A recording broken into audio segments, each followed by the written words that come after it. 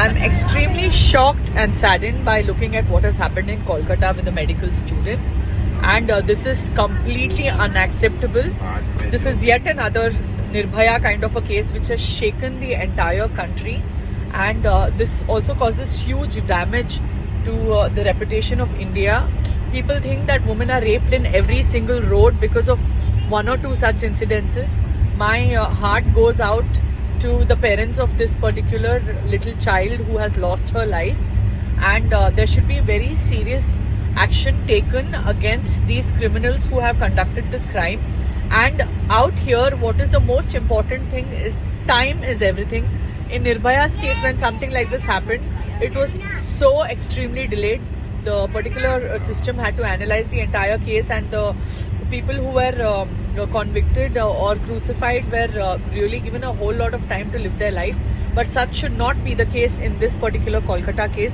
Law should take its course of action very immediately. We should learn from countries like how Saudi Arabia are or Dubai are, where law is instant and within 30 to 40 days everything is sorted out. And such people should definitely be set an example by being crucified in the eyes of the public, so that such crimes in India don't happen, and so that every woman, every mother can live peacefully, that their daughters are safe in India. I'm extremely shocked and saddened by looking at what has happened in Kolkata with a medical student. And this is completely unacceptable. This is yet another Nirbhaya kind of a case which has shaken the entire country. And this also causes huge damage to the reputation of India. People think that women are raped in every single road because of one or two such incidences. My heart goes out to the parents of this particular little child who has lost her life. And there should be very serious action taken against these criminals who have conducted this crime. And out here, what is the most important thing is time is everything. In Nirbhaya's case, when something like this happened, it was so extremely delayed.